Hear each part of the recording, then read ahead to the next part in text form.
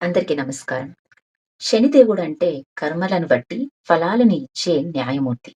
అయితే ఒకానొక రోజు ఆ శనిదేవుడికి మరొక శని పట్టింది. ఆ ఆసక్తికరమైన కథేమిటో చూద్దాం. ఒక రోజున శని భగవానుడు గర్వంగా తన తండ్రి సూర్య భగవానుని వద్దకు వెళ్లి, నాన్నగారు, ఇప్పుడు నేను మహాబలశాలి అయిన హనుమంతునికి ఏలినాటి శని పట్టించబోతున్నాను. మీ ఆశీర్వాదం ఇవ్వండి అని అడుగుతారు.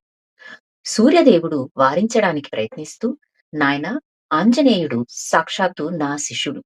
చిన్ననాడే ఆయన నన్ను మింగడానికి వచ్చాడు. నువ్వు అనవసరంగా ఆయన జోలికి పోకు అని హెచ్చరిస్తారు. అయినా వినిపించుకోకుండా శనిదేవుడు, నాకు అసాధ్యమేనిది ఏదీ లేదు అని శనివారం రోజున హనుమంతుని వద్దకు బయలుదేరుతారు.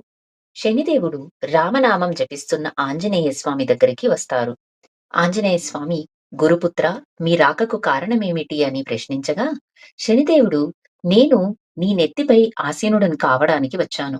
నీకు 7.5 ఏళ్ల పట్టి ఏలినాటి శని పట్టి తీరాలి అని అంటారు. హనుమంతుడు నవ్వి, 7.5 ఏళ్ల, నాకు రామనామ జపాన్ని ఆపేంత వ్యవధి నాకు లేదు అని అంటారు.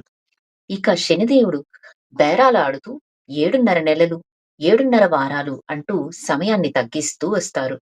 చివరికి హనుమంతుడు దయతలచి, సరే, మీకు కేవలం 7.5 క్షణాలు మాత్రమే నా నెత్తిపై ఆసీనుడయ్యే అవకాశమిస్తాను అని అంగీకరిస్తారు. శని భగవానుడు సంతోషంతో, ఇంత తక్కువ సమయమైనా చాలు అని హనుమంతుడు కిరీటం తీసిన వెంటనే ఆయన తలపైకి ఎక్కుతారు. శనిదేవుడు కూర్చున్నారో లేదో, హనుమంతుడు పక్కన ఉన్న ఒక్క అతి పెద్ద బండరాయిని ఒక్క ఉదుటున తీసి తన తలపై శని భగవానునిపై పెట్టుకుంటారు. ఆ బండరాయి కింద రామనామం జపిస్తూ తోకతో మరింత అదిమి పెట్టుకుంటారు. బండరాయి బరువుకు ఆంజనేయుని శక్తులకు తట్టుకోలేక శనీశ్వరుడు అత్యంత వేదనకు లోనవుతారు. క్షమించమని వేడుకోవడానికి కూడా మాట రాక ఎట్టకేలకు గొంతు సవరించుకొని, నాయనా హనుమ అని మొరపెట్టుకుంటారు.